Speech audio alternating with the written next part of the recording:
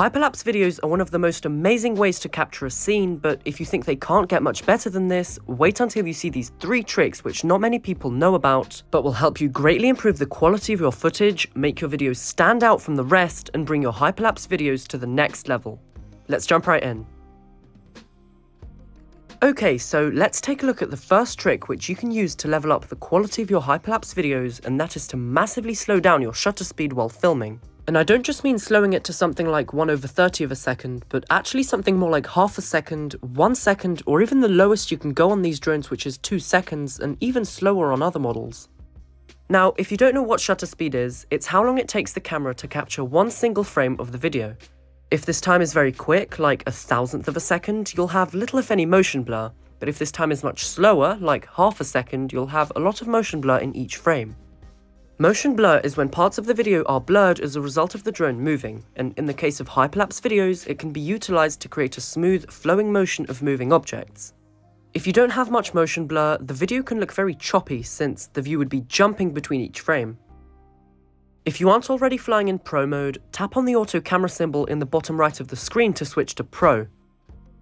Usually with regular videos, you have a limit on how slow your shutter speed can be based on your FPS value.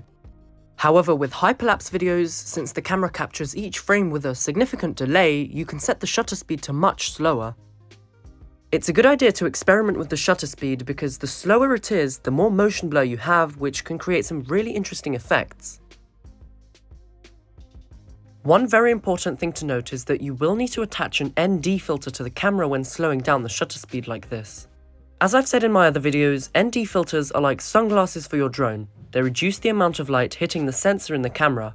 You see, when slowing down the shutter speed in your videos, the sensor picks up much more light, and without something to dim down the image, the video would look extremely bright and overexposed. So attaching an ND filter to the camera allows you to slow down the shutter speed and have more motion blur while still keeping the image properly exposed. Don't be afraid to go straight for the strongest ND filter you have either. The more you're able to slow down the shutter speed, the more motion blur you're able to have, and that's what will enable you to have a much smoother shot. The next trick which I recommend you try the next time you film hyperlapse with your drone is to transform your videos to make them look like a miniature world. This effect is called a tilt-shift effect, and it appears to make everything seem smaller than it actually is.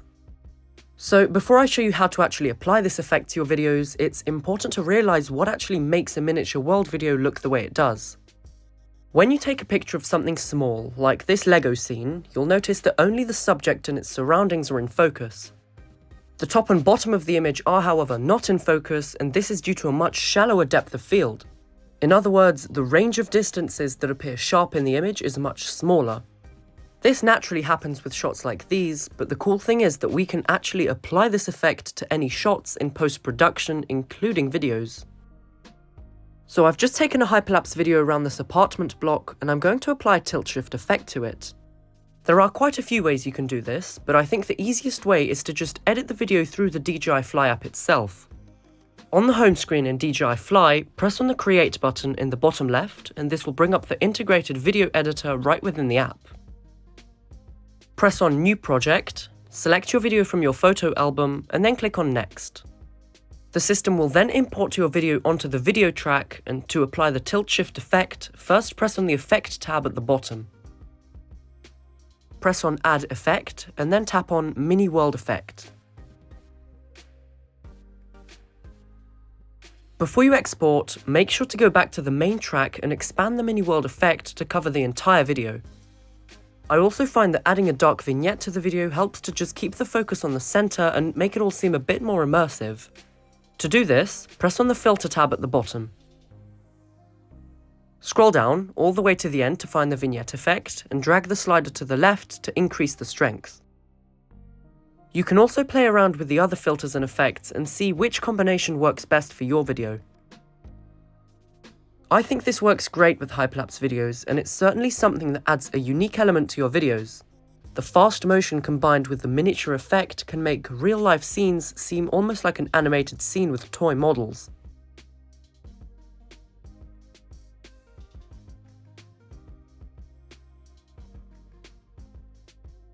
The next trick is one that incorporates the waypoints feature on the drone, and it can be used to create fascinating day-to-night transitions. There's a hidden feature which not very many people know about, but is key to be able to create videos like these. There are 3 parts to this: filming the video, then the second video, and then merging the videos together. So let's go ahead and set up the waypoints for the first video.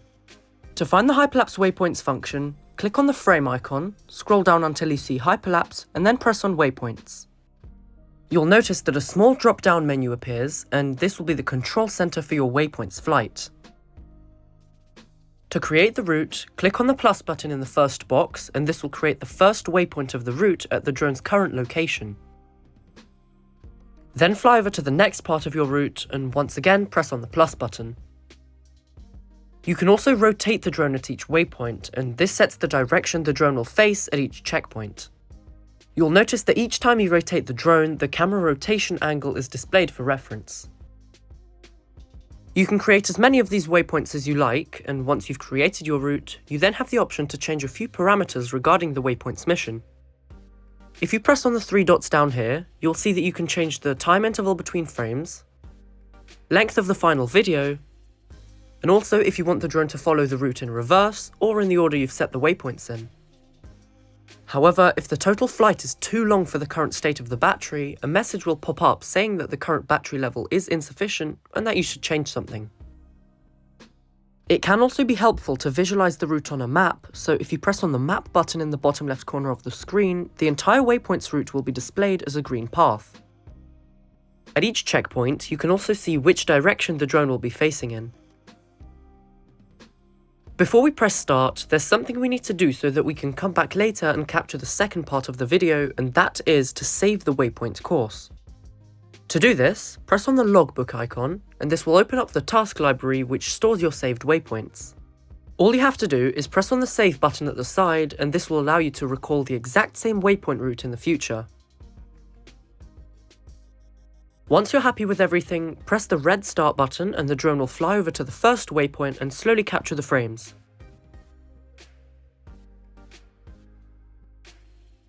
As the drone is completing the route, you can check the live progress on the map.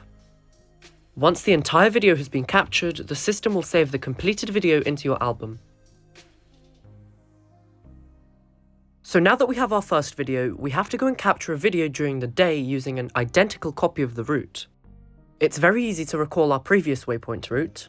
Once again, press on the logbook icon and press on the waypoint route which you want to recall. The system will then automatically load in the waypoints, and all that's left is to set the same parameters. It's important to note that these parameters should be the exact same as during the previous flight so that the second video is entirely in sync with the first. Okay, so now we have our 2 videos from both day and night, and all that's left to do is to merge them in a video editor. I'm just going to use CapCut for this, but any video editor is fine. Load in both videos to the video track and decide which you want to appear first. I'm going to have the one from the day first, so I'll just long press the video and swipe to the left to move it to the front.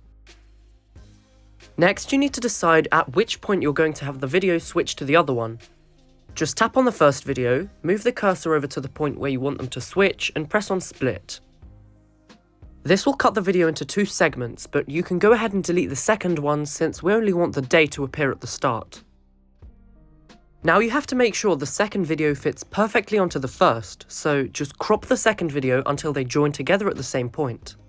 This will really just be trial and error, but once you do have them in the right place, you can go ahead and press the button between them to add a transition. The most suitable here is mix, so scroll down until you see the mix transition and then tap on it to insert it.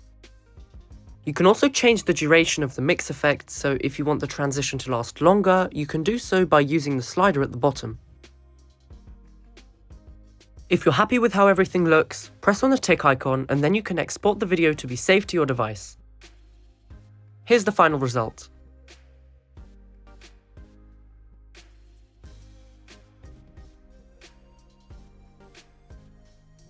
So there we have it. Hopefully these 3 tricks inspire you to go and try them out in your own videos. I'd love to hear how you got on in the comments below. If you found this video interesting, then I recommend you check out my channel where I have many more videos about how to get the most out of your drone flights. Also, please consider subscribing, it would be greatly appreciated. Well, that's all for today. Thank you so much for watching, and I'll see you in the next one.